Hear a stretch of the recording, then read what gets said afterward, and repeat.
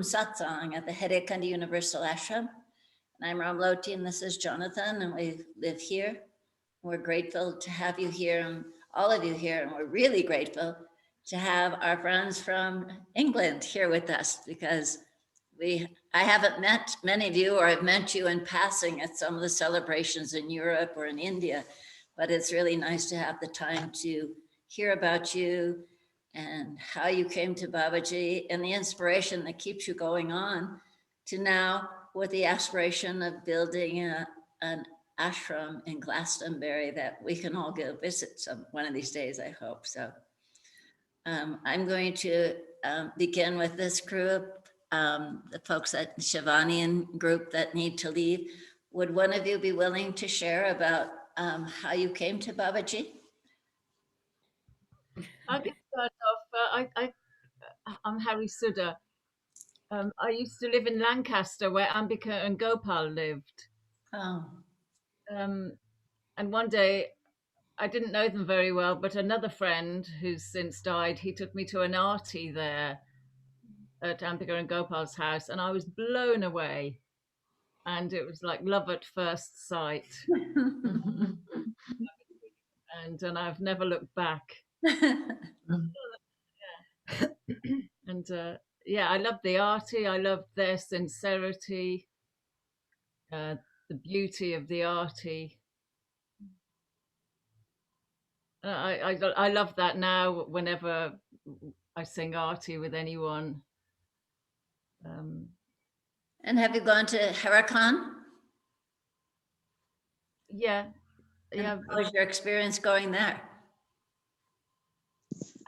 Yeah, I love Harakan, and I love the Dutch ashram because that's the closest to us, and we always feel very at home there and welcome, and always have a good time at the Dutch, the Sadashiva events, and whenever we go there, and that's always a lovely time to meet with others, and also to get a bit of oomph. Nice. We're lovely devotees in England, and there's quite a few of us were quite sort of spread out, and until now we haven't had an ashram. We do meet. We meet at our house and at other places for the bigger navratris and so on. We just bought a place. We have a good sangha, and we have a very good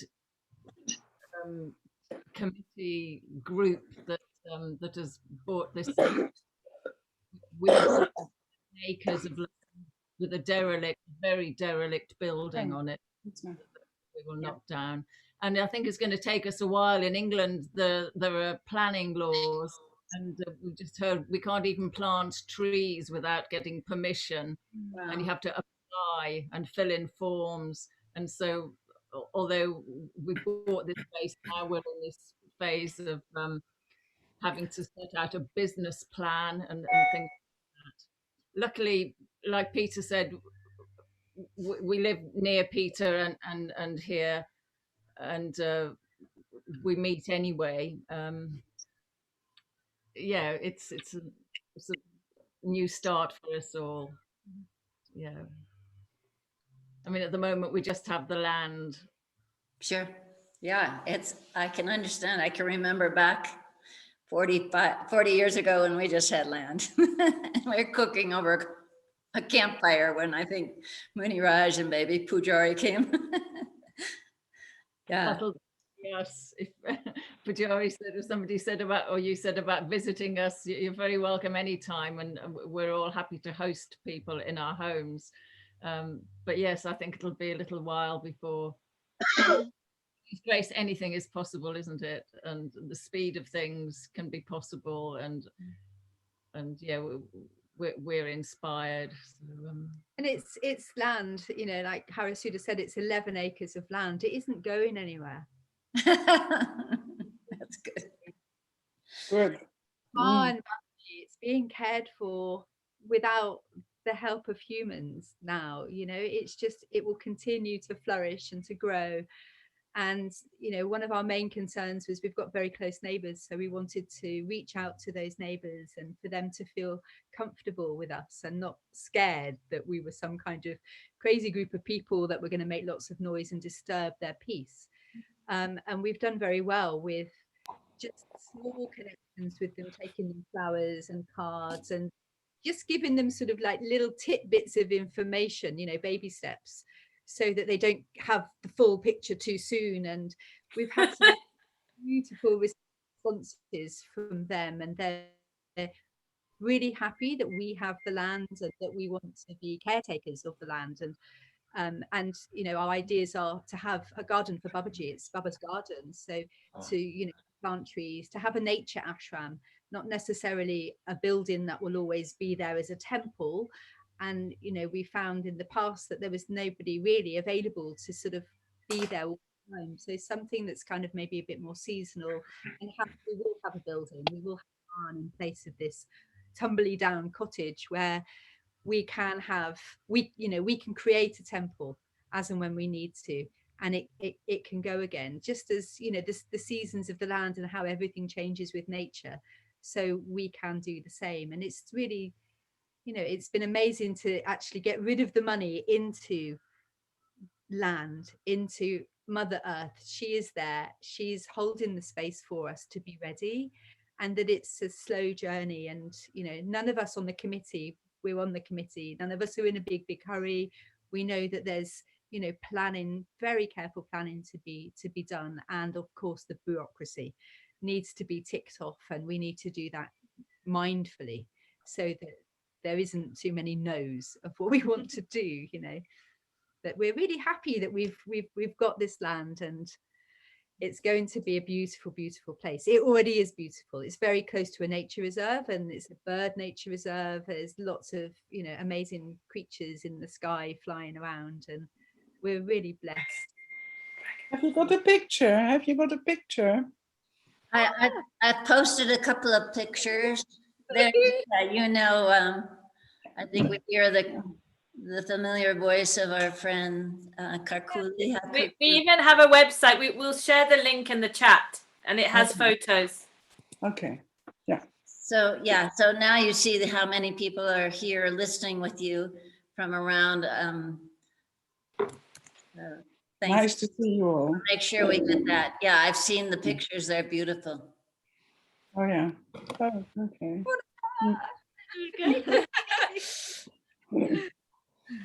So also during the Zoom time, if people who are in the other folks, if they have questions, they can ask you. But my question is, how are you? What do you feel in your heart? What connection do you have with Babaji that keeps you going? And I know you've said the music, the nature. Are any of you having experiences of feeling guided through your meditations or your dreams or your anything? Bhajan singing. You're singing? Bhajan singing, they do. Yes. Yeah. Yeah. For me, Babaji is all around and with me every step that I walk, and he's there for me every trip up state meltdown that I have, and I feel very held. And it's, you know, his presence. I didn't get to meet Babaji in the body. I've been to Herakan a handful of times, and Chilianella and the Dutch ashram, and I feel his presence very strongly in every inch of those places, and especially at Herakan. That my coming to Babaji was actually through an invitation to sit in a fire ceremony at Kamalaya. Oh. And I was invited by Vandana from Germany. She spotted me and said, "Hey, how about, do you fancy getting up really early in the morning and shower but don't eat and come to this?" They had this big kind of like wall built. It was whilst they were building this other area, which is, it also contains the temple and Babaji's kutir now. And she said, just there's a hole in this wall. And I had no idea where to go, but I found myself, you know, looking back now, I was guided. There was a hand saying, hold my hand and I'll show you the way. And in I went, and, you know, there was and a number of people that I now have met, but didn't know anybody at all. And I sat and I heard the music, melodies, the Sanskrit, the Hindi, and singing and offering to the fire, Swaha, just rocked my roots. And I knew that was what I was asking for, that there was a guide here that could show me Thank you. what I had been asking for. I'd been asking to be the way I needed a direction, and there he was. And yeah, for me, love at first sight, and every way, in every murti, and it was just like, this is it. And I've just felt the happiest I've ever felt in my life since I've come to Babaji. And my husband last year was swept off his feet by Babaji whilst I was in India with Ambika, and he just collapsed at the padukas that were Wow. at Harrison. Wow. Just collapsed in front with tears, with sobs, with he didn't know what it. He said, I felt like a train had come and run me over, and I got up again and went, Boli Baba ki jai. And he's actually next door right now in a studio playing some music. He said, there's enough people in this little Zoom box, you'll be fine without me. But he has this amazing story, and you know, Harisuda and Trisha just kind of scooped him up and just said, welcome. And I felt the same, you know. I go back to Kamalaya when we were able to go back, and to India and the other ashrams, and I am at home. But I'm also at home in my home and in Shivani's home, because Baba is all around us, you know. He is, his presence, his photographs, his altars, there's just so much going on here, and it's just like there's this constant reminder he is always present. And even without any of that, he is always present for me in my heart. Thank you.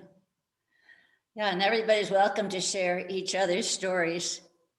Maybe Ambika could have been on here too, but anyways, thank you. Who else? I know the three of you don't have as much time. All right, Sudha, do you want to share any more? No, that's good.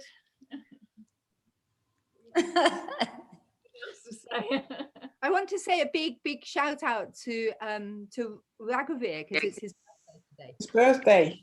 Happy birthday, Raghavir. Happy birthday, Raghavir. Yeah. Because it's 8 hours in England, but yeah. It's very late. It's late in Thailand, so it's hard for him to get on our satsangs.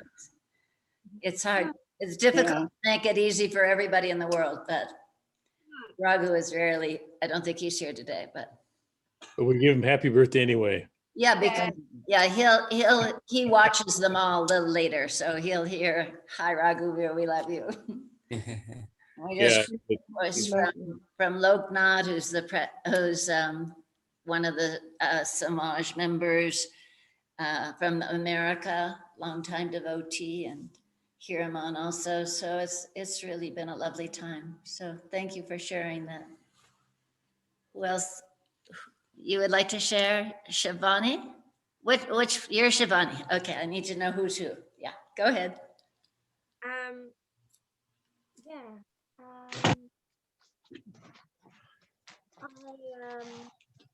Shivani, could you speak a little louder or get a little closer to the microphone? Thank you.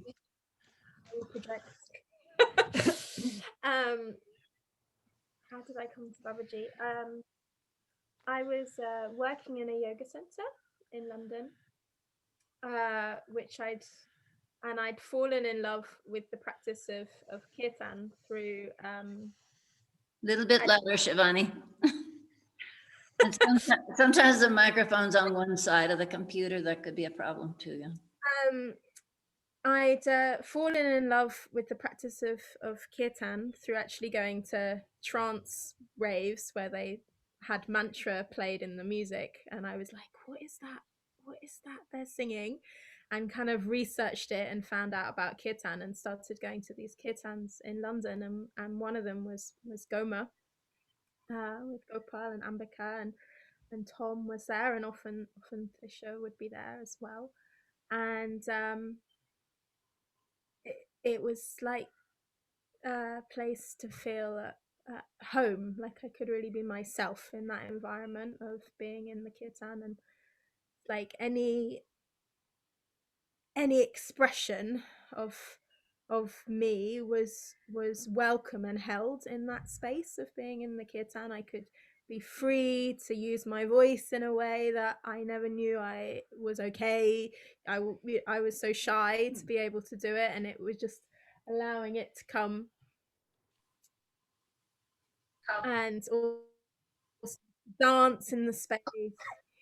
And and they had this picture of Babaji up front, and they never really mentioned, this is Mark, they never really mentioned much about Babaji other than occasionally saying, oh, that's our band leader. But I could never take my eyes off him. I was always like drawn in, and eventually Ambika gave me a picture of him one night after the kit. She was like, this is for you, and I was like, why is she giving this to me? I'm not a devotee. And I kind of danced with that, like non-acceptance of feeling at home, Baba, for many years. And yeah, Tom and Trisha and the Goma family really supported with me, welcoming me in continuously. Navaratri at their house in Oxford, at the Goma house in Oxford. Tom and Trisha invited me to come on a road trip to the ashrams in Europe, ending up in Refrat. Actually, that was, Asha was there then as well, and that's when I kind of fully accepted it. I feel that I was in his arms. And for me, I love the kirtan, but I really love the puja and the ceremonial everyday aspect of the practice. And I feel this is like the anchor that kind of stabilizes me. It's like to get up and do these like meditative offerings and be in that silent place of care and compassion for these statues. Feels very profound for me, and really shifts how I then approach the rest of the day. Yeah. Thank you, Shavana. Oh, no, Shivaya. Mm. So somebody's joined your group. This is Mark, Tara's husband. Wonderful. Mark, Yeah. Hi, Mark. yeah, we heard your story of going to Herakan. It's lovely. Do you want to share anything? My story of going to Huracan. No. I haven't been. I haven't Oh, been. no, not to Herakan. You said when he saw his padukas. Oh, I'm yeah. sorry. Well, yes, I had quite a time this time about a year ago when Tara went to India with Ambika for a few months in the winter, and I was here. I've normally been the one that goes away because I'm a musician. I go away on tour and have done for 30 years, and left Tara alone with all the kids and all, you know, Dear. real world. And so I was here, and I'd had, since Tara had been called by Babaji a few years ago, I'd dipped my Louder, Mark. toes in the water. I'd been around situations and people and places where Babaji was Come a little closer, Mark. Sorry. Thank Okay. you. We don't want to miss a word. Anyway, so and as a musician, I'd been particularly enjoying the musical aspect of the experience, and that was the my sort of first doorway in was singing and hearing and singing and being amazed by the arty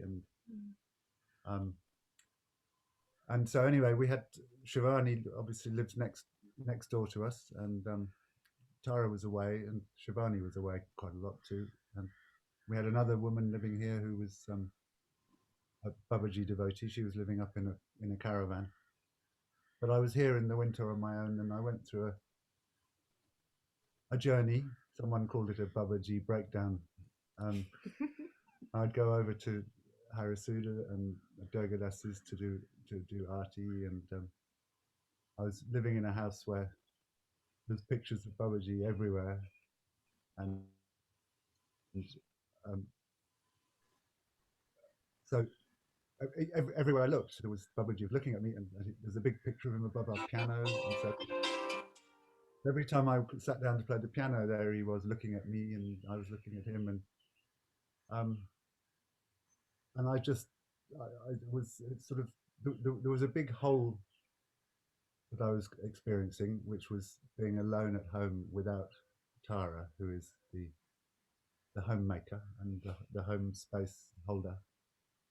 So it was a whole new experience for me, and there was a great big hole that was just waiting for the full force of Babaji's love to come pouring in and fill it. So I went through quite a time. I cried a lot, particularly when I was carrying the padukas down from at Harisuda's. That was about the hardest I've cried for a long time. So anyway, I find myself living here in a situation with two beautiful, amazing women who are not living. One's a neighbour and one's a wife. And we sing arti most Monday mornings, and we do kirtans in Shivani's world of Zoom kirtan. I've just fallen into the habit of playing music with her. That's kept things very good during all this time. So yes, so here I am. And I must say, our house and is full of books. Books written for Babaji. Written by devotees, and so I leave them in prominent places. And I think Mark's first introduction was Fire of Transformation and I Am Harmony. We have a few copies around and about, and yeah, my prayers were answered. Came to Babaji and my prayers were answered, because I felt like I was on a little island within a relationship which has been for a very long time. It's very historical, our relationship, and now there's the Mark's joined Babaji and I now, so we're together. He's our third person in our menage a trois. Fantastic. Thank you. So we can dream about him together, because he often comes in the dream space as well. Wow. Thank you. So excited about England, Glastonbury. Sounds like a wonderful place. Yeah, it's a bit wet at the moment. Wet weather. So I would like to mention something that I know the English, they have a very rich tradition of being like bhajanwalas, troubadours. For the last 40 years, they actually introduced the Bhakti Festival that has been moving around Europe, also to Holland and Italy and Germany, but it really came from the troubadours from England. They have an incredible capacity to sing bhajan and inspire to share Babaji's message through devotion. A little thing that came to my mind that I learned a few days ago is that when Nisargadatta Maharaj, he realized his guru told him, the only thing you have to do for me is 5 times a day sing kirtan. It's the first time I heard that, but it's amazing. On that Jnana wrote that to say, Jnana, 5 times a day you had to do kirtan. But the English are very good in keeping up that tradition. So maybe Tom and Trisha can share something about all their history of bringing the bhakti alive, not only in England, but with other people and bringing it to Europe. It is for me a very magical thing that the English brought into this European vibration of bhakti. Very inspiring. Yeah, I just want to say, as I was listening, I was getting that same thing: musicians, musicians, musicians, and you mentioned Goma and Gopal Hari. And if you go on this YouTube channel that this will be posted on later, go to the library, not the satsang with good devotees, but underneath is devotee stories. I actually came to England on my way home from India one year from Harakan, and I interviewed Gopal Hari before. It was a year or two before he died. And so, like Pujari said, I've already been struck by these troubadours that are here making this natural ashram, but that I've also heard that you've done things around England where you went in bands and you went around, and now Europe. I think it's just wonderful. So go ahead and share. I just wanted to say that is available. Asha, what time do you have to leave? Because if you have to go soon, maybe we should. Can you yeah, I do have to go soon. Yeah. Oh, Asha. Yeah, and then yeah. Yeah, Asha is sorry. a troubadour. Asha is also a troubadour. Oh, Asha, tell us about you. How did you get to be Baba Troubadour? Yeah, I think when I was sort of when I was a teenager, I was in music school, so for classical music. I was doing cello mainly, and Tom and Trisha moved in across the road from my parents, and invited me to a Goma concert, and I went along, and I was really fascinated, and then I think Tom asked me to play on Pujari on your CD. So I was like listening to these mantras again and again and again. And I felt like, yeah, it was such a different kind of music than what I was used to. That it really moved me, and I just wanted to know more and wanted to get more involved. And then I think I was like 17 or 18. I was quite kind of young and really wanted to kind of follow this. So over the years I've just kind of got more and more into it, really.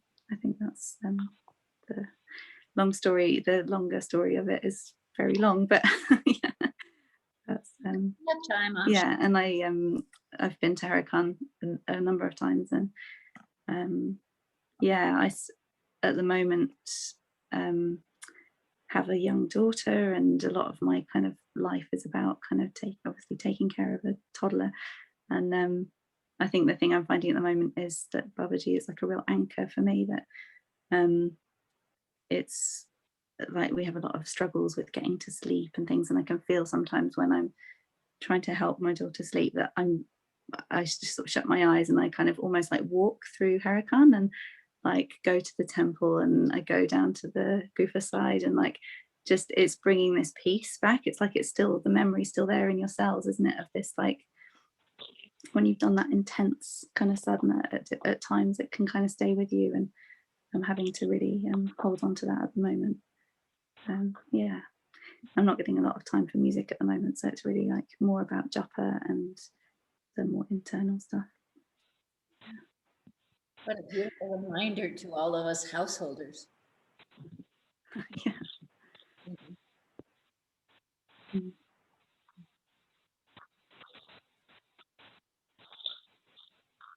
Yeah, I don't know if there's anything else I particularly wanted to say. Apart from also that the gratitude also to Gopal Hari and Ambika, just because that was definitely my kind of introduction to kirtan and this world, and Tom and Trisha as well. You guys have been such good friends and brother and sister on this path. And yeah, thank you. Yeah, sure. Peter, do you have to go or can you stay? And what time is it? Oh no, I'm fine for time. Yeah. We've got someone coming at 7, but it's great to see everybody, especially you, Ramloti. I regularly see everyone in England. But, I haven't seen you since 2003. I think came to the ashram first time. Came to Crestwood. That's why I was going. Peter Taylor, right? Yeah, and that was. Just didn't recognize you. That's why I was trying to hedge that way. It's like, have you been here, Peter? Yeah, it was about 2 weeks, I think. Yeah, and Jonathan was here then too. Yeah. We've all grown grayer. I think partly recognizable. 17, yeah.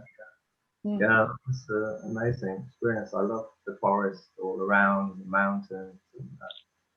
And, yeah.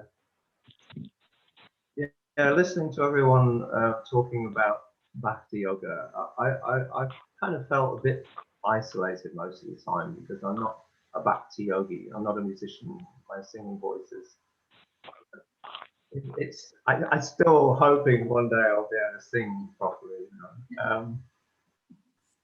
But I do love going to party in Kirtan, and I'm very fortunate that Harry Sudha and Devotees just live over the hill from me, and it's been very difficult the last year and more, obviously with the lockdowns and no potential to meet and sing together.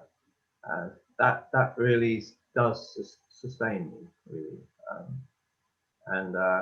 And so left to my own devices, I'm very close. I'm very close to whoever, whatever Babaji is. And I've still got messages ringing in my ears because as you may remember, I was actually with him.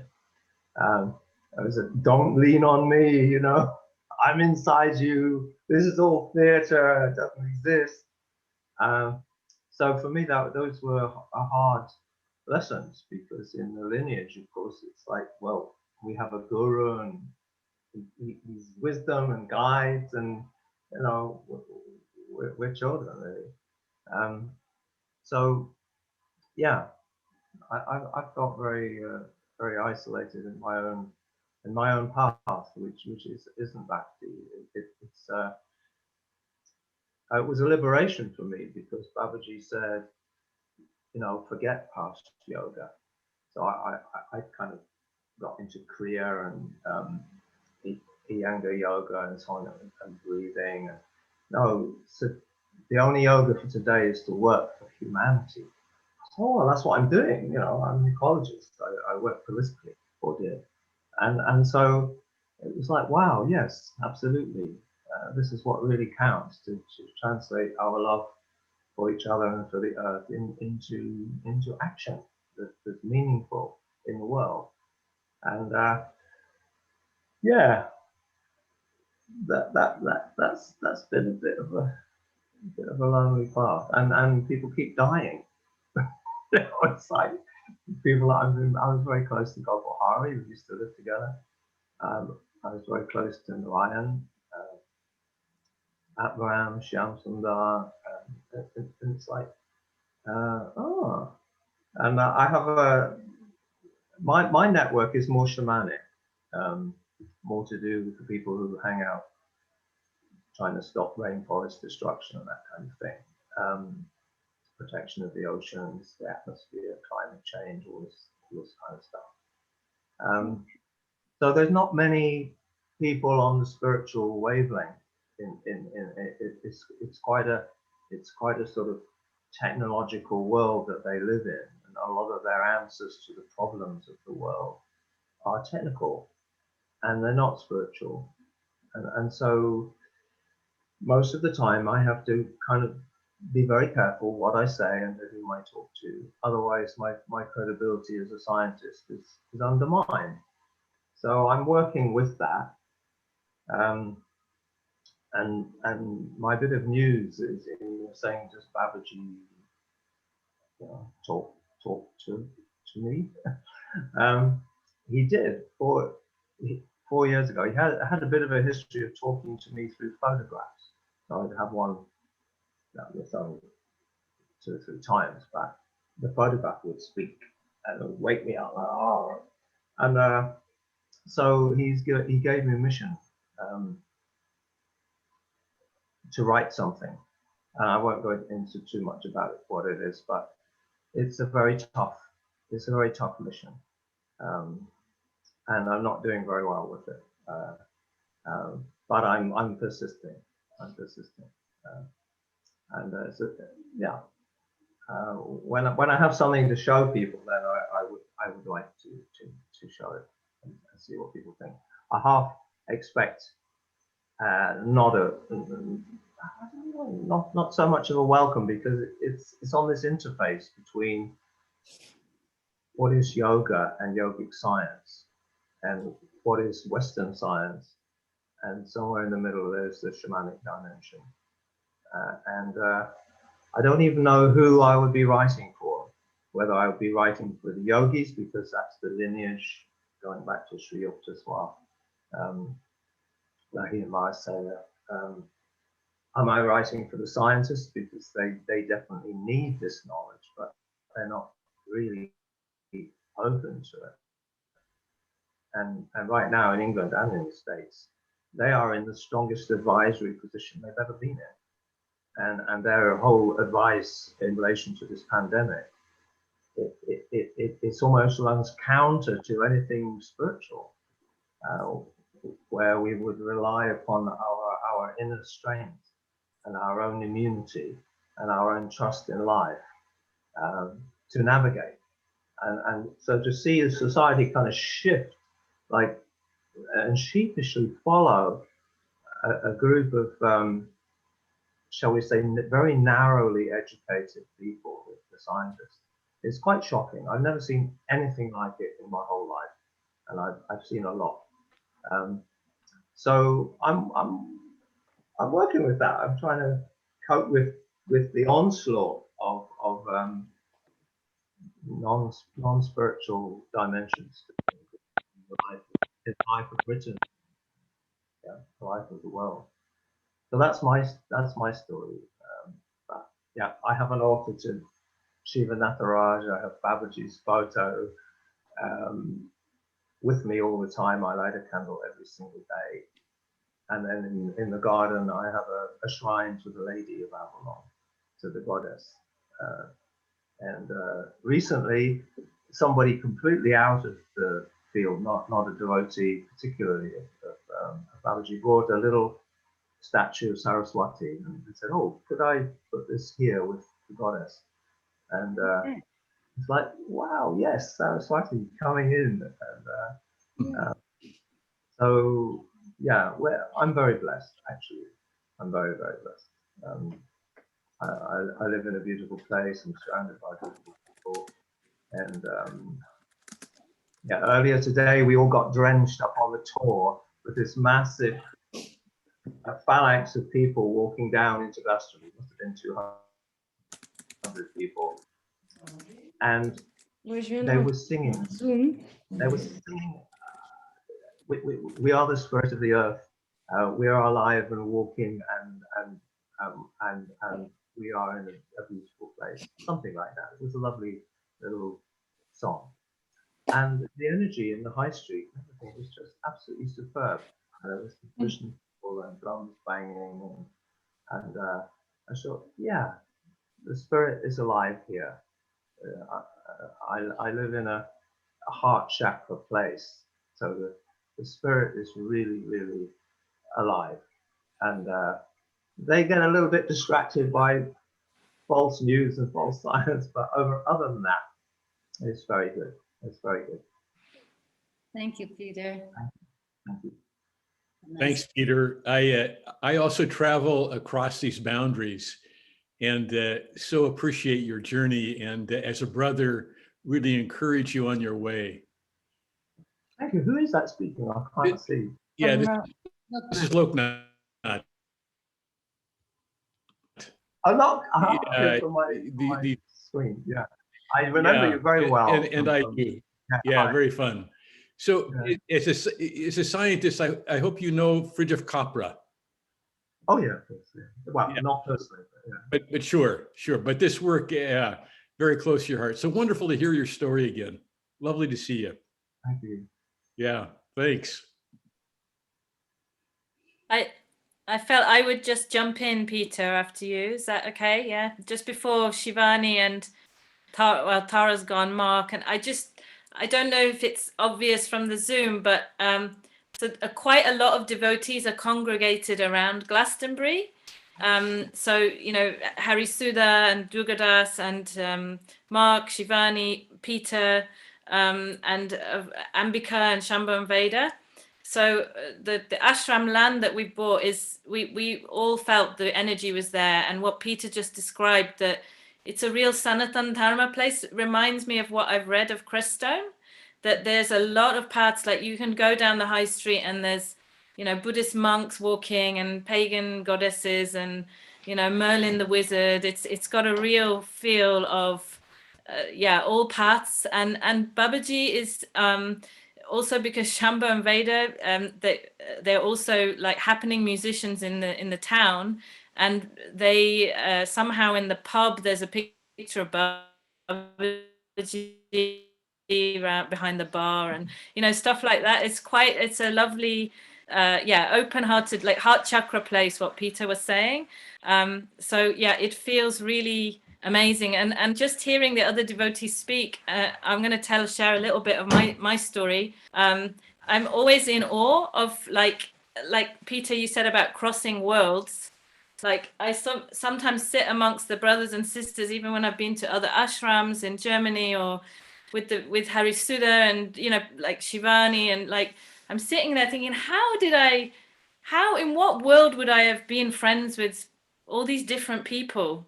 You know, because quite often in the sort of normal, so-called normal world, we just meet the same type of person. You know, this kind of thing about unity and diversity. That's really been the experience for me with the Babaji family. It's like the unity is Babaji. There is a lot of diversity, and sometimes the diversity is not always what you expect or what you find easy, but there is a real I mean, just the example of this working together to buy this land, you know, just the heart connection and this real commitment to something higher than ourselves. Like we won't go in the details, but it was climbing a mountain, as you all know, when you've had to do this labor of love for creating or birthing an ashram, and just the real devotion. That's like, I can't say any other word for it. It's devotion. Like, it was hard, it was challenging, it brought up, for me certainly, brought up all my worst fears, like the mirror, that, what did Mark called it, the Babaji breakdown. So I wanted to share a little bit about my Babaji breakdown. So I came also, and let's also, everybody's mentioned from England, Gopal Hari and Ambika is moving the house around with the kids because Shambhu is having a baby soon, and so they're rearranging, as you know, that they probably know, they live in the same house like a proper Indian family where the kids never leave and you just grow the family in the same house. So they're rearranging the bedrooms, and they may join, but yeah. And that film footage you made of Gopal Hari, Ramloti, that is it's very precious. Very precious. It's one film that we all can refer to when Gopal was still a bit younger. And so my story, of course, I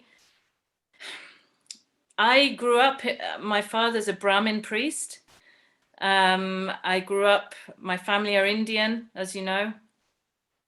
And I was always, my father was a Brahmin priest, but he was a doctor, right? They moved, they were immigrants, they moved to the UK, and they were pushed to go and make their living in the West and send money home, and etc. So they had a lot of pressure to be in the machine.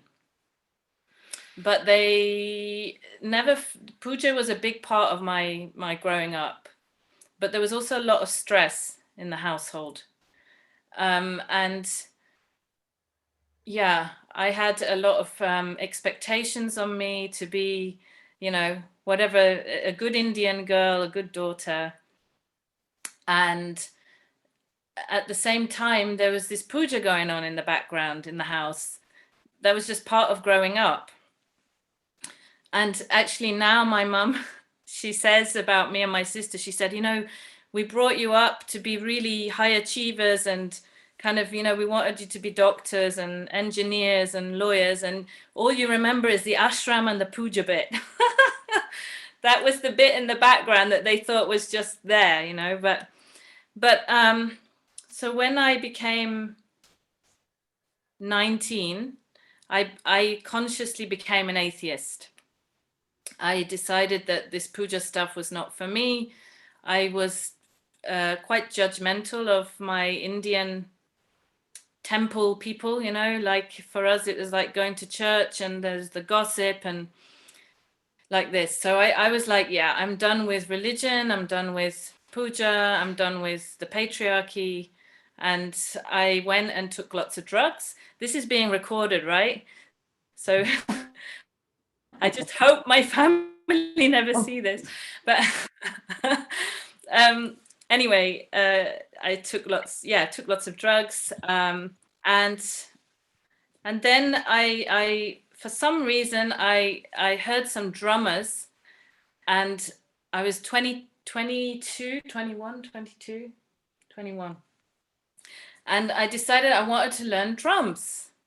And I thought, I'm got Indian roots. This will be my connection to my Indian roots. So I went and enrolled in a tabla course in London. And this is where I met, you know, my husband. But at the time, I didn't know that. And, you know, I thought I was an atheist and I was going to learn to play tabla. That was my plan. And of course, on meeting Tom, the first thing that we did was we went to a Goma concert. And I was like, I had never heard mantras like that before. I'd heard a lot of recitation of mantras, but I didn't, there was something that completely cosmic, you know, all the stuff everybody's described. But in the middle of all this, what I should mention is that, when I got together with Tom, I knew that my family would not approve of that. And it was a very difficult, I was like, oh God, okay, this is happening. But they wanted an engineer or a doctor, right, for my husband. And this was really not what they would go for. So I kept it a secret for a while. But Tom was like, don't worry, just tell them. So eventually I had to tell them. And my dad hit the roof. Really, really, like, I'm smiling now, but it was hell on earth. And Tom left school at 16. I was highly educated. Tom was a long-haired musician and kind of doing Hindu pujas and stuff. And I remember my dad shouting at me saying, even Ravi Shankar has a degree, yeah, oh yeah. And yeah, so there was a lot of things that Tom was not the right fit. And again, we're smiling now, but when you're 22 and you've been a good girl, that's pretty heavy.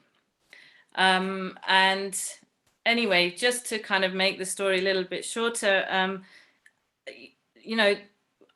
I can't say enough how much Gopal Hari and Ambika were a big part of my journey with Babaji. So, and Goma and Tom and so I somehow, again, I thought I was going to learn to play drum. Suddenly I was on tour with Goma in all these ashrams. And I was like, I never paid for anything. I never tried to do anything. I just was there having all these blessings and all these cosmic experiences with Babaji. And I just fell into it, you know. I didn't try. I mean, Tom always says now you were looking and you would have received something because I had this longing in my heart, but I didn't know what I was calling in.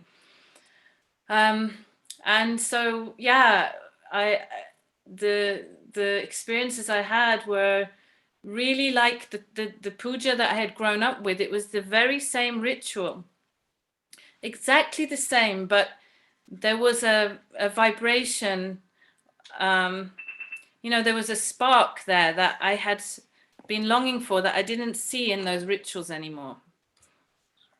And so I just went with it. When you're like 21, 22, I didn't kind of plan anything or figure anything out. I just, what Hari Sudha said, I fell in love with this vibration. And I was kind of having a good, you know, a good time. And then we made the decision to go to Herakan. I must say, by this time, my family were talking to me, but they would not acknowledge anything about Tom. And it went on for 3 years. And it was really starting to take a toll on me. I was really feeling like, who am I? And I'm loving this life, this energy, this truth, simplicity, love, and yet I can't be fully myself. And I mean, Tom knows, and you know, I was crying every day. There was dramas with the family. It was really messy. And we made the decision to go to Herakan, and I had all these really not just blissful experiences, cosmic experiences, but I hadn't had much of the breakdown yet. That's coming. So I was like, okay, we'll go to Herakan. You know, I'm really into this. Let's go to Herakan. And yeah, so the story in Herakan was we got there, and we met Muniraji. And Muniraji just said 2 words to me, and it would be a whole nother hour to explain the context of that. But those 2 words changed my life, and I didn't know at the time. So I went and I was like checking Muniraji out, and I was like, I've been to gurus before with my parents, and I was a bit like, yeah, I like the bhajans. I'm not so sure about all this, another guru, another ashram, but I like the bhajans. And then we went to the Gufa side, and we stayed with Gorari, and I remember feeling really alienated, like, what am I doing here? And actually, I liked the bhajans, and I liked it when I was in Europe and with Gopal and Ambika and the tours, but I'm not really sure if this is for me. And I remember feeling really like I want to run away. I want to run away from this. This is really not where I'm meant to be. And I remember asking Gorari, like, oh, you've been here a long time. And I just wanted to kind of feel, I was like, how are you so steady? How do you know what you're about? And I said, did you ever run away? And he said, oh, many, many times I ran away. And I was like, I was so relieved. I was like, oh, great. I'm not the only one, you know. And I asked him, what happened? You ran away, then what? He said, I always came back. I said, oh, okay, because I was thinking, I'm not coming back. He said, no, I always came back. And I said, what happened when you came back? Did Babaji, you know, how was it? Was he angry? And he said, Babaji always embraced me like a mother and just stroked my head and welcomed me home. And I was at this point just crying and crying, because that's what I longed for. You know, I was being rejected by my own family, and they didn't accept me. And so I was like, yeah, that was really moving. But still, we decided to run away from Herakan. We lasted about 2 weeks. And yeah, Tom and I we decided, okay, we won't stay in Herakan. That's not the right place, but we'll go to Rishikesh instead. Like, why not? So we went to Rishikesh, and Tom had this toothache, really bad toothache, and we didn't know anyone in Rishikesh, and we just asked by word of mouth, and somebody said, go to this dental college. This is a brand new college, and they'll treat you. So we went there, and Tom was the first ever patient at this college, this studying university for dentists. So you can imagine in India, there's a white man, there's the first patient, they were taking photos. It was a really big deal. And Tom was lying there with his mouth open, kind of with all these students staring at him. And the teacher, the dental teacher said, so what brings you to Rishikesh, you know? And Tom was like, oh, well, we went to this other ashram, you know, you'll never know where it is, somewhere in the Himalayas. And he said, oh, where's that? He said, Tom said, oh, it's not near here. It's like the other side. And he said, oh, which ashram is that? And he said, oh, it's near a place called Haldwani, you know. And the dentist, and he's mumbling on this with his mouth open. And the dentist said, oh, Haldwani, I know Haldwani, yeah. And Tom said, oh, it's a little ashram called Herakan. He said, oh, I know Herakan. I am Muniraji's dentist. I do his teeth all the time. And we know Nina Hagen and Ganga, Motiman. And like, I did not get at the time I was like, oh my God, we're trying to get away and you just can't get away from these people, you know? And so, but now I'm like, the lesson is kind of coming, like you can't run away from, you can't run away. So again, I'm making it quite lighthearted, but it was pretty hellish when for me, I was not having a good time. So by this time, my family, my parents live in England usually, but they go to India before all this COVID stuff. They were there many months a year. They would stay in India also. And so they were in India that time. And my mother recognized that we were in India, I was with Tom, and they hadn't spoken to Tom, they hadn't acknowledged him for 3 years. Yeah, bye Shivani. Thank you. Thank you. Yeah, so my mother, she texted me, there were still phones then, she said, please come, your cousin is getting married, and bring Tom. Bring Tom to this wedding in Calcutta, in another part of India. So we went from Rishikesh to Calcutta, and I was still in this like living hell, like, you know, where am I? What am I doing? And I've been hiding from my family. And so basically we went to Calcutta, and to cut the story short, my worst fear was to be rejected by my family. And for 3 years, not just for 3 years, maybe for 20 years, I had been hiding really my true self or my full self. And I'd been trying to keep everybody happy, you know, sort of be this, be that, da da da da da. So we got to Calcutta, and again, just to sort of make it simple, but my worst fear happened. My worst fear was I would be disowned by my family, and that I would be alone. And that is what happened. That is what happened. And yeah, it was a low point for me. And yeah, Tom was there with me, and we had this whole process of kind of, yeah, having to deal with that. And you know, like this question, what is Babaji? What is Babaji for us? Like, what I'm seeing as I'm getting older also is Babaji, like I was not, we still go through storms. We're going through, you know, constantly we're going through storms, and Babaji's the lighthouse. That is what I've found. It's like Babaji doesn't take the storms away, but there is a lighthouse. There's a beacon. I know it exists. So anyway, there is a happy ending to the story, which is, yeah, so for some 3 months, my family just, yeah, my father was very strong and disowned me in front of everybody. And then after 3 months, we went, carried on traveling, and I made contact with them. And he just let it go. He just said, okay, come home, come with Tom, we accept him. It just like, it was the lesson for me was like, face your worst fear and surrender. And I didn't know that it was going to become a happy ending, but it did. And then I'll just tell you the one last thing for this, and was, yeah, so we got married then some years later. I can't remember how many years later from that, 6, 7 years later.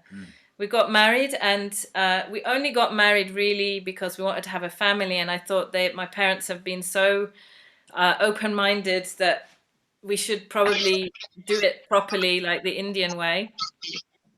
So we got married, and Tom asked my father permission, and the funny story of the marriage, and it is a beautiful kind of healing, was so we had all the Hariakandi devotee friends, Harisuda and Dogadas were there, and Gopalhari and Ambika, and a big kind of Hariakandi family came, and they were all wearing chandan and kurtas and and everything, and they all came in like really broken cars, and really kind of like, you could, like the troubadours, they were the troubadours. And then my Indian family and the friends came in Mercedes Benz wearing suits like British people, and they came, and this wedding was this like real Babaji Hariakandi Mela, really a blessing. And my family, they said they were really blown away by the Hariakandi. They said, wow, these people are sitting on the floor singing mantras, I don't know what that is. That's nice. Yeah, and anyway, at the end of the evening, my father is a devotee of Ma Durga, and at the end of the evening, he just kept saying, blessings on your Baba, and also Jagadambe Ma, Jagadambe Ma. So it's very much healed. So that's my story. Little bit. Bole Baba ki jai. Thank you.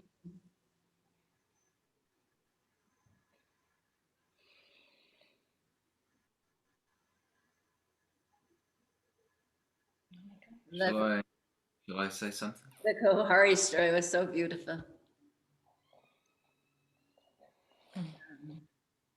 Yeah, many people are chatting how beautiful. Thank you.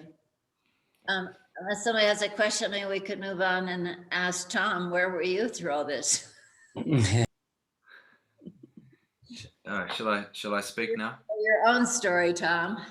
How did you get all? Yeah. Oh, Om Namah Shivaya, everybody. Well, yeah. It kind of started for me with Babaji when I was 19 in New Zealand. It started with drugs, really. It started with magic mushrooms, to be honest. I took many doses of magic mushrooms, and I saw God, felt God, heard God. Didn't know it was Babaji, and then the magic mushroom season stopped, and so did my artificially created high or connection. And then I went into a depression for about 6 months, and just wanted to kill myself, really, because I couldn't remember. I didn't know how to get that connection. That I was just a bum, just a teenager with no direction, with all my friends just drinking, getting stoned, smoking marijuana, other drugs. But I had tasted and I had seen something that was much more than that. And so I felt completely depressed. And then one day, so I was already playing drums. And after about 6 months of being literally brain dead, I saw my drum kit, and I just thought, I just need to go and bash the hell out of it. So I went to my drum kit, and for the first time in 6 months, I actually had some life force come through me. And then I just stopped, and this voice just said to me, so this was in New Zealand in 1987, and this voice said, "You're going to London as a musician." And I didn't know that that was Babaji, but that was definitely Babaji speaking to me.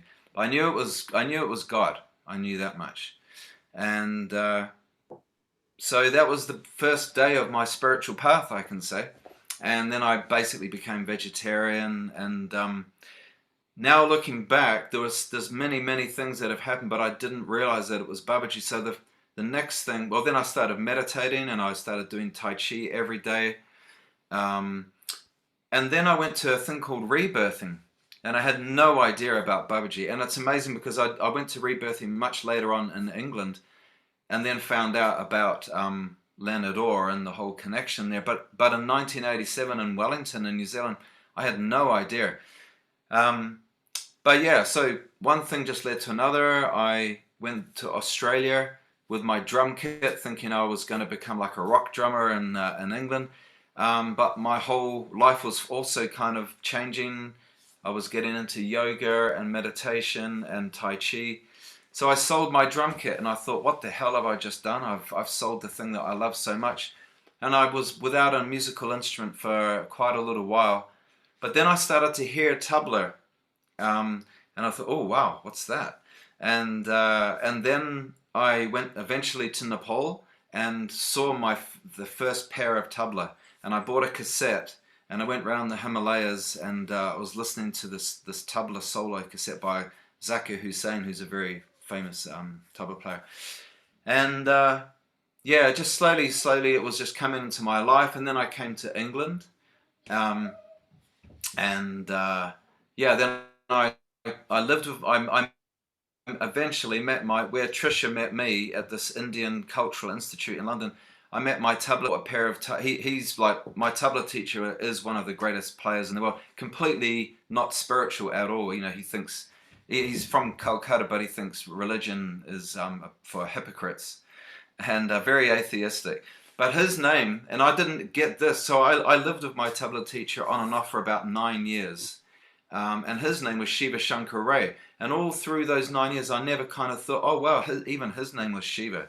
So I never kind of thought about that at the time. But I basically became his son, and really like in the traditional guru-disciple relationship, for 9 years, I was his disciple.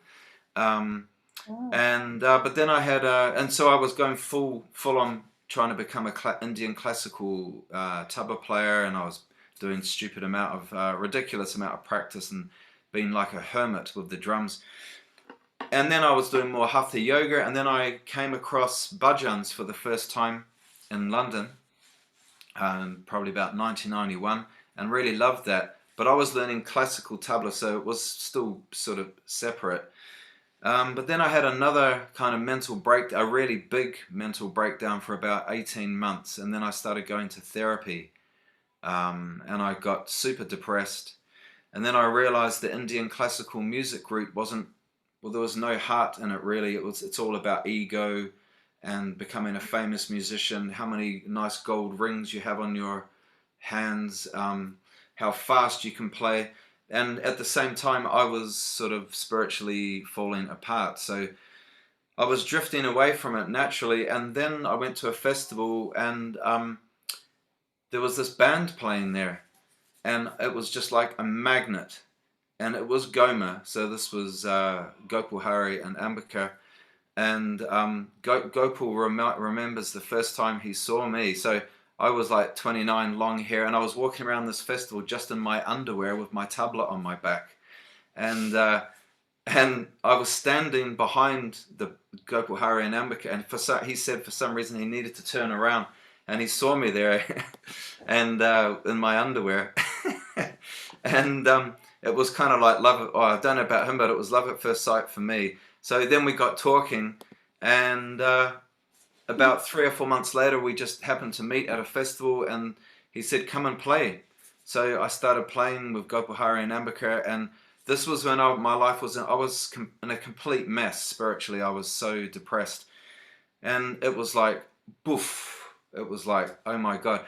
So I literally became a member of Goma, on the spot. And but Gopal Hari basically became, I kind of was leaving my tabla teacher, and then Gopal Hari became like my father, really. So I was in Goma for about 12 years, but in those first months, first year or two, so Gopal Hari, and so Peter Taylor, who's, well, on our screen is, hello, if Peter can wave. So Peter will tell the story better than me, but basically Gopal Hari and Gopal had a dream from Babaji about a place, and then eventually met Peter, and then Peter says, come and live with me, and it's this big, beautiful farmhouse in just north of Oxford, which basically was the unofficial ashram for England. What year was it, Peter? Was it that they moved in there? That would have been 87, end of 87, I think. Or no, beginning of 87. Yeah. So 1987, Gopal Hari and Ambika, and I think, Peter, you were still living there, weren't you? I was living there alone at first, thinking, wow, this is going to be an ashram. So I thought, we need singers, because I can't sing. And, and so I knew Gopal and Ambika, and I invited them. And then towards the end of that year, they were pregnant. And so it's like, well, you don't really want an ashram. So it was like, okay. And I'd met the mother of two of my children just then. And so she and I then we moved to North Wales. And Gopal and Ambika lived at Manor Farm and created the temple and music studio in the garage and fire pit and that. And now his son is pregnant, and now they were pregnant with Shambho. Now Shambho is pregnant. So then Gopal Hari and Ambika invited me there, and it was basically an ashram, and Gopal Hari was, before being a musician, he was a pujari and trained by Babaji. And going there in the state I was in a very depressed state, and I was just completely blown away, and I fell in love with Babaji. It was just like going into a different dimension. And and so then I became like part of their family, really, and Gopal Hari really was like a father for me. And to see someone who was such a strong devotional path and a musician at the same time. So he was a great inspiration for me, and he showed me the way, and he still does. I see him as my Obi-Wan Kenobi from Star Wars. He's been struck down, but Gopal Hari is, like Babaji, Gopal Hari, he's with me so much, and I feel so guided by him. Tell the story about the tabla and used to play it in the picture. How Gopal. I don't know. But basically, it's been a really amazing journey, and Gopal Hari died some years ago, and Goma stopped playing about 8 years ago now. But the journey, and then I met Pujari. We made that beautiful album, which was just such a blessing to meet Pujari, and that album is one of the most I feel so happy about, that Pujari, that Babaji brought us together. Every time I hear that Fire of Devotion, it's such a beautiful album. So I've been just really, really blessed. And so basically for me, my musical life and my spiritual life have come together into this bhakti path. And now, I teach people harmonium, I teach people dholak, and I produce albums. And I consider Babaji my non-body, my non-corporeal manager. He's my guide. He just basically guides me the whole way, and I feel Babaji with me every single day. I'm completely at his feet. And what I really also, one thing I wanted to say about the Babaji, two things. One, I feel so lucky as a musician to become a Babaji devotee, because I just think Babaji bhajans are the best. I have to be very careful when I'm around other people, because I just really feel so strongly about that. I with people like Gopal Hari and Ambika and Pujari and so many other people, the bhajans that have come from Babaji, for me it's as good as the Beatles. I mean, and I really, really mean that. It's like, the Beatles how many incredible songs have they had? Well, I mean, just look at this. The music that comes through Babaji, it's right up there as far as I'm concerned with the Beatles. It's just absolutely mind blowing. So I feel ridiculously blessed that I'm in the thick of, you know, sort of that it's my life, that I get to play this music and to share this music. It's just, yeah, there's that. And then the other thing I wanted to say, what I feel so lucky about being with Babaji is, as you probably all of you know, that in the last 10, 15, especially in the last 5 years, so many spiritual paths have been having difficult times with, you know, sexual stuff and child abuse. And what I've always really, really loved about the Babaji path is that it's quite relatively small on the physical world, that there aren't millions of devotees, that we're not trying to make it a big thing. It's actually, the relationship with Babaji is really only inside. And you know, you basically can't be convinced to be a Babaji devotee. It's a deep relationship inside. And I see, like, so I've made a few albums for Kundalini Yoga singers, and I'm also a live sound engineer, so I've done quite a lot of live sound work for Kundalini Yoga singers, Snatam Kaur, and, you know, all of those kind of people. And it's a fantastic path, but it's exploded. It's Kundalini Yoga has become absolutely massive. Now, there's nothing wrong in that, but what I've come to learn is that bigger is not better, for sure. And truth, simplicity, and love. And that's what I love about the Babaji path, is simplicity. And so Babaji, one thing with me, maybe, you know, for some of you it's the same. When I start getting big ideas, like for example, when I first joined Goma, I thought, I was so blown away with Goma. I just thought, man, you guys you've got to get a manager. You know, people need to hear what you are doing.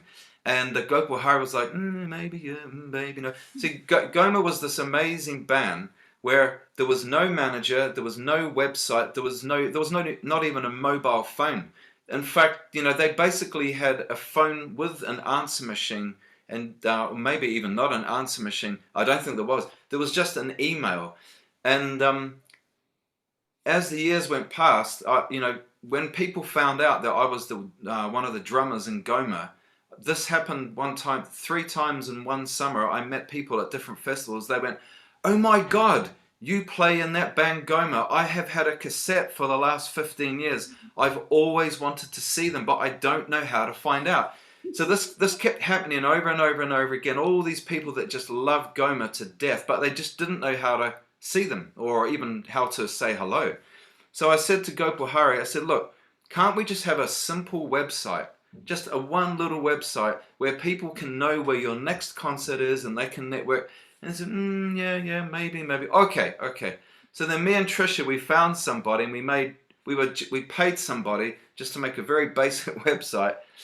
And then at the next concert, Gopal Hari came up to us and said, "You know what? Nah, I can't do it. We can't have a website." And it was like, but Gopal Hari What was. you used to say about the cloud formation. Oh yeah, and then I just used to joke when people said to me, "Hey Tom, when's the next Goma concert?" And I'd just say, "Oh, well, you see the 2 crows up there? Just if they fly left, it probably means it's going to be next month. If they fly right, it was literally, you know, look at the clouds, or look at your tea bag. You might get. It's up to the gods, basically. But basically, Gopal Hari was a really amazing example for me. And now I've always tried to be like that. Just listen to Babaji. Don't get in your head. Don't get excited. You know, keep it simple. Keep it small. And for me, and now this is relating back to what I was saying, this is what I love about Babaji and the Babaji path, is keeping it small and simple, where other paths have expanded and just gone massive around the world. And, you know, they're having difficulties. So many paths are having difficulties. I'm not saying that we don't have difficulties. I'm not saying that we may not have huge ones, but yeah, on those levels, I feel so lucky to have Maha Avatar basically running the show. So yeah, Om Namah Shivaya. That's most of it. Om Namah Shivaya. Beautiful, thank you. Oh, how old are your children? Tara Davy, she's 13, and Trailoka is 7. Oh, I just tell you a little story about our son. If we have time, it won't take long. Is there time? Yeah. I'm going to put it on gallery so other people can ask questions too, but go ahead. Or just, well, since I shared the story of my father, you know, and this kind of disconnection, and then Babaji amplified everything. Okay, you're scared of this, we're going to go to the edge. And so anyway, the healing has happened. But when I was pregnant with my second child, so Tom is T, his name begins with T, my name is Trisha, and then our daughter is Tara. So by the time I was pregnant with the second child, Muniraji was no longer in the body. So I was like, okay, we need a T name maybe, but who can we ask? And I got guided to ask my father. I had actually wanted to ask Muniraji for a Sanskrit name for my son, so anyway, I felt I will ask my father because it's also a nice gesture to include him, and I just mentioned it once in the beginning of the pregnancy that, and we never spoke of it again. And then our son was born, and I really felt always Babaji very close. It was quite a difficult birth, and Babaji really helped me through that. And then the day he was born, my father and my mother came to see us, and we hadn't said anything about the name, but I looked at my father and I said, "Do you have a name?" And he said, "Yes, the name is Tok." And I don't know, probably many of you know, but Muniraji's name before his name was given, Muniraji, was Trilok. And I was really blown away because my father didn't know that, but that is the name that came, and I really felt Muniraji with me. I really felt like, what did you expect? Here I am in the middle of it all, you know. So, and my father got this opportunity to be part of that Leela with the story of Muniraji and Babaji. So, Bole Baba Ki Jai. Bole Baba Ki Jai. Yeah. I like just to say also one last thing just about the UK Babaji people in general, like what Pujari said about the troubadour thing. I mean, there's something even though we don't have a proper, you know, like ashram, the amazing Sangha connection with Babaji and the music is like Durgadas, Hari Sudha, who just left, and her husband Durgadas is he's kind of like the main pujari now in the UK, and they've been singing every day at home for the last whatever it is, like 35 years. And there's something amazing in the UK. See, I'm from New Zealand, and so, you know, I came here as a musician, and I mean these British Isles, there's something very amazing. Look at the amazing. I was just looking at the Beatles today on YouTube, and I mean, this country is just, and Ireland as well. There's something here, and the Celtic thing, and the like. If you know Goma music, and also Ambika coming from Ireland, there is a kind of Celtic mystical flavor about Goma mixed, you know, with Babaji, and I feel very, very, also very blessed to be here in England with Babaji. Like around Glastonbury, it's just, there's this amazing fusion of Bhakti and Celtic tradition.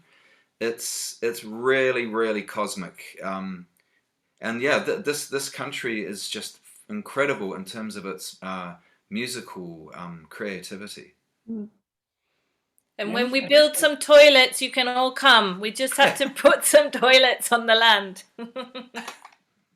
I'd like to add, if I may. Put a spade there so we can dig a hole and do our thing and put it back. Yeah. Close it down. Yes, easy. Yeah, I'd like to add something on that Celtic connection, because I was in Huracan in early '84, just before Baba left. And unbeknown to me, my future kind of mentor in the Druid world was there at Babaji's ashram a few months before. He didn't like Huracan. He said to Babaji, "There's too many people here." And Babaji said, "Okay," and he sent him to some remote place where there was just a pujari in the mountains and a temple. And so my friend stayed there for several months, then came back. And this is the legendary Ivan Macbeth, who in the Druid world, well, yeah, he is a legend. And he taught me a huge amount. We worked together a lot, bringing together kind of modern Druids in festivals and camps. And I would contribute the yogic dimension. I trained with Leonard Orr in the rebirthing and could take it deeper in the sense of well, not so much deeper than Leonard because he was very much a real devotee, and so we had this kind of East and West meeting with people who were coming because they were in this Celtic tradition and they wanted to go deeper, but the techniques of going deeper were long lost. And so what we were actually doing was bringing the techniques for the inner journey into the modern Druid world. So we've had that wonderful, unfortunately, Ivan left a couple of years back, and I dearly miss him. But we would always be laughing in our festival tent about the connection with Babaji and the Himalayas and so forth. And so I think you're right, Tom. This is the very special melting pot here for East and West, and something is cooking. Right? It might take another 100 years, but it's cooking. Thanks, Peter. Does anybody else have questions or want to know more from somebody about what we're talking about? I would like to share something that what Tablaton was relating to, that it is Gopal Hari very reluctant to do any website or even recording in Babaji's time was so impossible. It was, he was always throwing obstructions, mostly in the beginning, of course, there was no electricity, and I brought a few very good quality stereo cassette recorders. I thought, well, this is so beautiful. Somewhere at the time we're used to record Babaji's speeches, but with the recording of the bhajan and the kirtan, it just didn't work. It was very clear also in the Dhuni, such like it's, Tom said, beyond the Beatles. It was the top quality bhajans around Hari Govind. He came up in the kirtan hall. He took us to another loka. And that is really the magic that we've experienced. But I saw it, Baba made it impossible to record it in his time. After it got recorded, then it was okay to now it's okay, but we had to go to Paris to do the recordings with Hari Govind and others. And it was Gopal Hari and Ambika, when you all came to Holland, who told me from Pujari, you also have to do some recording, same reluctant. But with Tom, you go to them and you do some recording. No, wonderful. So, okay. But England has this magic, and I really hope to come back and do some more of that. But the reluctance of doing recording, and Baba made it almost impossible to record anything in Hirakan. I just want to share that part. Yeah, beautiful.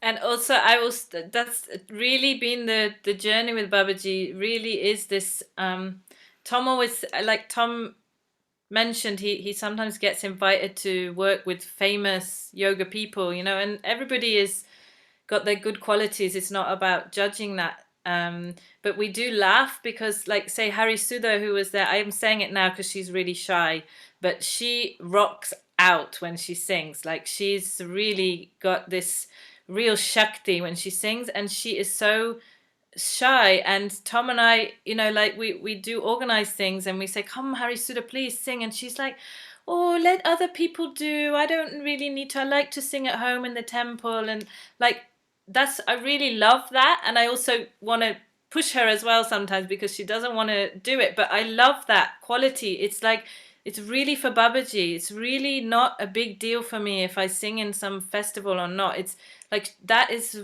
and this is the friendships we formed because of that. Because, yeah, even Gopal Hariyambika, of course people loved Goma, but it never came from that place. And what we also, I know we all can have egos, but really our highest selves around Babaji in the temple, really everybody just gets kind of sculpted by Babaji, and it's like it's you can get out of the way, and it becomes so much more than your own self, and really we've experienced that so much with the Hiriakandi family. You know, it's really humbling and very sweet.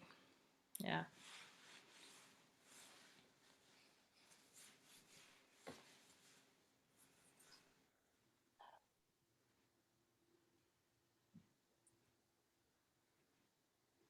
Bole Baba ki jai. Did you want to say something, Durga? Yeah. Yeah, just Bole Baba ki jai. Quite a lot. It's quite beautiful. It was very beautiful. Thank you for sharing all of that. I did not want it to stop. All the stories. I would love to hear the CD. If you can share one or a couple of names, I would look it up. At home every morning we play on Amazon Alexa Krishna Das songs. So I'd love to hear your album, what you made. If you can share the name, I'll write it down. A Fire of Devotion we made together. If that's what you're inquiring, it is. Yeah, probably Tom has it from England, or maybe it's in the ashram in America. Not sure if we have any more You coffee. you don't have a website for it, right? No, we I do nothing for it. It goes well a little bit through the ashram in Holland, and a few ashrams had a box, but I'm also not probably it's sold out. In here can it sold out. Probably Tom still has some. Yeah. And online, I think someone put on YouTube one of. If you go onto YouTube, there's if you put in Harikon the Babaji Arati, there's an Arati done by Hari Govind, there's an Arati done by Turkantam, and then if you put Bhajans Goma, there's Goma Bhajans 1 and Goma Bhajans 2, and then also if you put in Sadguru, Saad, Sadguru Babaji Bhajans, there are many bhajans on there by Hari Govind as well. Turn that down. Oh, sorry, I just. So those are some of the ones. Okay. Yeah. Thank you. I wrote it down. Yeah. I'll check. We may have one left. I just posted a YouTube link to the pujari. Someone has put one of the pujari and Tom's from there as well. Yeah, thank you so much. I said Avanish, are you in India now, or where are you? I'm in Denver, Colorado, in US. Okay, yeah, lovely. Yeah. So I'll check for you, Avanish. Thank you, Ramlotiji. Yeah, and actually, I did want to say, not that we need to end now, but just while more people are here, that next week we're going to have Sweden represented. I'm so touched, and I can't wait to hear both Bo's stories and Ganel Manette, who Babaji named Malti. And she now lives in England, so she may connect with you guys. I don't know where she is in England, but she's more into, I think, psychology and things like that. But I was just conversing with her about being on the program next week. And she said, well, I'm happy to be there. I don't know what I can share. And so I immediately went to our shop, which has her book. It's this little teeny book called Babaji by Ganel Manette. And first part has a lot of information, because she said it was, they were supposed to write it for some institution or something. It was more intellectual. Who's the avatar? What's Babaji? What's his teaching? So that's very good. But then at the end, it tells her personal story. And I knew her from, I think I met her in 81 in Vrindavan. And I started reading her story and I couldn't put down the book. I was late for Archie and everything because I just couldn't put down the book. And it's all falling apart because it was published so long ago, probably in India. And so I just want to tell you, we have that book in the shop. And I marked it down to $5 because you'll have to keep it in a baggie or something because it's going to fall apart as you read it. But I wrote back to her and I said, Danelle, Malti, you know, tell that story. I'll just be weeping because that's what's so helpful. And I said, don't say you don't have anything to say. I just spent 2 hours reading and couldn't stop. So all of this is so helpful and important. And I just want to be with all of you. And it's so good. All of you are welcome to get on every week. Next week, it'll be the same time, same place. And it is on our website, Tom. And Ramlut, yeah. 2 weeks after that, we'll have Aditya Kapoor, Shami Kapoor's son, who has also been here, and Pujari has a lot of stories with him too. That will be 1 hour earlier to try to help with the Indian timing, so that it won't be too late there. But it goes on and on. So talking about Neela in Germany, Filippo in Italy. So these are just amazing because I've known many of these people for years, like Nagin and Gayatri were sharing. I've known them for millions of years, probably. But when you hear their stories, it's just like, it's just amazing. So I'm sorry, go ahead, Tisha. No, it was just to thank you so much for making these happen because, yeah, just another example of, you know, sometimes you put your love into something and then Babaji takes care of it on many levels. And the one you did with the Dutch devotees a few weeks ago, we watched it in England, and it was just while we were buying the land, and there were many Ganesha blessed us with many leelas and obstacles, and we were in quite a challenged place and quite tired and feeling quite tested, and in that satsang with the Sadashiva Dham, you know, it was so lovely to see everything flourishing, but they talked about it got burnt down, and we knew it, but just to hear that, and to hear how when you first bought it, Pujari, you were saying you had to come and get money together, and it happened fast, and that was the journey we were doing exactly at that moment, and it really gave us a lot of courage because we were feeling quite, we were quite tested. So it was an amazing moment for us just then to see the brothers and sisters and feel supported. So it had another dimension for us. Yeah. I mean, I think we're all being tested now. And just to come together and hear everybody's stories, like you said, Tisha, is so much, rejuvenating and hopeful that Baba is running the show. Can I just say hello to Karpuli, who was over there a minute ago? I haven't seen him. Hello. Nice to see you, Peter. Yeah. Long time. Lovely to see all of you. I Yeah. love my English devotee family, Babaji family. It's always, my heart sings when I see you. Yeah.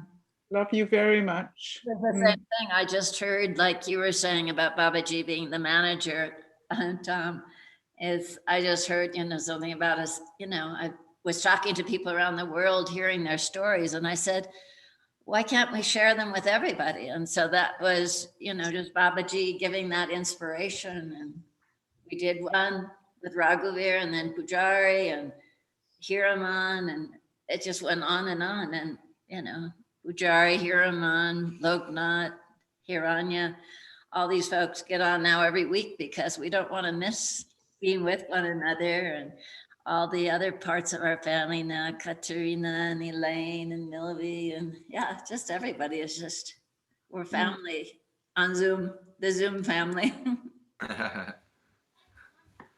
Thank you. It's Thank been you. very nice for me just to hear some of the other English devotees' stories, like Trish and Tom. I haven't heard these stories. We're too busy singing. We're when we too meet. busy singing and doing puja. Actually, we don't do much of this, right? Yeah, so it's a blessing as well. I feel really blessed. Thank you for organizing this. It's been a pleasure. And I can tell you one thing is that obviously we've been doing the singing and forever here also, 86 when we started. But whenever people, including Peter and Pujari, of course, any people would come to the ashram here on Ma, and people, we'd always gather either after Archie or what, and we'd try to put the word out. We didn't have a website then, but the word out, we would sit in the temple and tell these stories. And these were the amazing stories that would come out, just like you're saying, Peter, things we never heard about each other. And then this beautiful Bolenat from South Africa was here. And he told the most amazing stories. He was a very close devotee of Babaji, first Neem Karoli Baba. And shortly after he died. And I thought, oh my gosh, we've been so treasured, but we don't have it. And so I bought a video camera and started video cameraing these. And that's what came out of these different, we have the Babaji Divine Incarnation or Leelas or whatever, humorous parts. And so I videoed, I brought it to Helen, I brought it because of that experience. It's like, these are treasure troves. And I know maybe you guys are getting younger, but I'm not. And so I think it's good that we collect them for everybody to hear and to be, it's just because it confirms all the new devotees and even those of us that met Babaji. We feel Babaji, we feel his guidance, we have his dreams occasionally or hear him, but this helps reinforce that it is true. Baba is here. He is with us all the time. So I'd just like to say just two little quick things about how for me, it's like makes Babaji. I never met Babaji in the body, but I absolutely have no need. Felt like I missed out. I mean, it's like, what's the chances? Like when me and Trisha met, so I was learning tabla in London at this Indian school, quite a big Indian school of culture. Along comes a young Indian woman to study, not with me, with my tabla teacher. I was teaching most of my tabla teacher's junior classes because he was off playing around Europe a lot. And then Trisha just thought, let's have some one-to-one lessons. And then as Trisha said, I invited her to a Goma concert. I mean, what's the chances that, this stranger I invite is then a few months later going to become a Babaji devotee? I mean, that's just so unlikely. And then fast forward about another 5 or 6 or 7 years when we moved, Usher, who just left about 45 minutes ago. And so we moved into this where Pujari came to make our album in this little tiny village in the Cotswolds near where we live here. So me and Trisha moved there, and across the road is the 16-year-old Asha, who just happened to have ME. So she wasn't going to school anymore. So she was kind of like going through a bit of a crisis. I mean, what's the chances we move into this tiny little village with about 200 people, and across the road is a teenage girl that's going to become a Babaji devotee? I mean, like, you can't make that up. And so just so many things like this. This is Babaji. This is Babaji. Om Namah Shivaya. Magical mystery tour. Mm-hmm. Yeah. I think that the chances are like 100%. Yeah. 108. 108%. 108%. Yeah. I mean, a lot of times in our lives, we think that, that we're doing all these things, but in a way, we're drawn like a magnet, or I think sometimes it's all there. We just are filling in the pieces. So very yes. Om Namah Shivaya. Trisha and Tom and sharing with and Peter and other people from England or any place, please know you're always welcome on these Zooms, and you're also always welcome to tell your stories. Satsang, you suddenly hear something and it reminds you of another time, and so or a dream you had or whatever, that people are welcome. That's what satsang is, that we are all sharing our inspiration and truth, and by hearing one another, more things get touched in our hearts.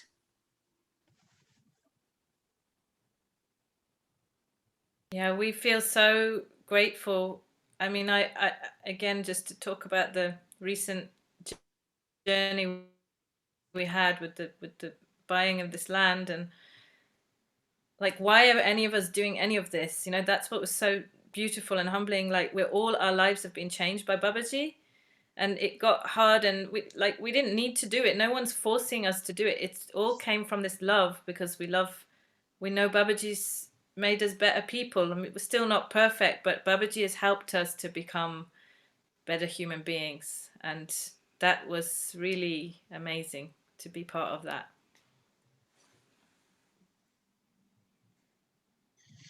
I think another thing that it always kind of grabs my attention is that we often say Satyasrata Prem, or love, true simplicity. And also Babaji, also part of that message was service to all of life. Seva.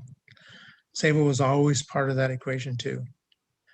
And so that's something to remember too, that this is all. Being the strongholds for people where people can come, like Avanish and Mohan, the different people many of the people on the satsang come as often as they come to this ashram. Here is a little lighthouse. So whatever lighthouse you're making in England, Russia, Germany and Holland, all these places, it is the seva. I can say, as a musician, that word seva, service, has been my saving grace, and it keeps me real, and it gives me the best possible service that I can do with music. And when I'm teaching people the kirtan, and when I'm teaching dholak or harmonium, I'd say just keep that as your focus the whole time, and then you will have no problem. And then it will just take all the weight away from your ego, you know, from your shoulders.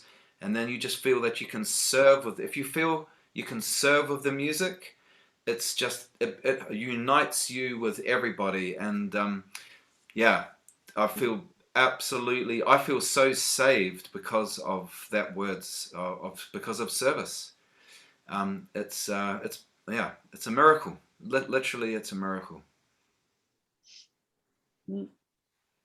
Thank you. One last, and there's many things I could say with Babaji, but I love in our little humble little altar here. So, you know, we've got the picture at the bottom there, and then up there, you know, 14 years later, he's turned more motherly and more round. I love how I think maybe Pujari, you might have told me this, but you know, plenty of people I think have said this as well that were with Babaji. He said, "Do not think that this is me. This is just my temporary form." And so, you know, if indeed he was in that body for only 14 years, I think for me, especially with the COVID thing, what's going on in the world now, with such a difficult time for humanity now, that what I've also got from Babaji this last 12 months is that he was, he was in that body for 14 years. It's a good example for all of us, but certainly if it's been a big teaching for me, don't be attached to this. Really don't be. This is not us. This is not me. And I think maybe Babaji came back, touched down back into the third dimension for 14 years, you know, on purpose, maybe, you know, to help us to not get attached to this form. That's been a big lesson for me, and so I feel very grateful to Babaji for that. But this is our seva. No, we are somehow together. We are expressing Babaji's love. This is, you can feel even in this session. This is Babaji's love that we are channeling or passing on to maybe another generation. This is such a beautiful exploration from 25 sides of what we see from Babaji. And I think this will go very far. This is a beautiful way of putting our heart on the table. And I know 500 people will at least in a few weeks have seen this, so they will get inspired through this. So this is a new way of doing seva. It is such a beauty. And again, Babaji is the Shakespeare, no? We are his puppets dancing how he wants us to dance. We have no choice. Peter has to dance like this, you have to dance like this. And we just do it as innocent and pure as possible, because we don't like to have too much ego around. No, it doesn't help very much to be a servant of Baba with a lot of me. And it's such a joy to together see, let the weight down, or just do your thing and know that Babaji is doing everything. We are so blessed as a family. It doesn't have to be very big family, but I can feel we are so blessed as a family to have this depth in our heart, and together we see a full picture of the divine almost. I hear from people every single day. This is the highlight of my week, and they may not, they're somewhere else in the world. A lot of Australians, different people. They can't be with us, but they say it's the highlight of my week. Another one wrote and said, I watch them over and over again, you know, when I need inspiration and love, and it just goes on and on. So I'm happy to be here. It's always the highlight of my at least day. The rest of the day is I'm just sort of floating in bliss. Bole Baba Ki Jai. Bole Baba Ki Jai. Bole Baba Ki Jai. Jai. Thank you all. See you We next love week. you. Thank you so much. Thank you. Yeah, thank you very much.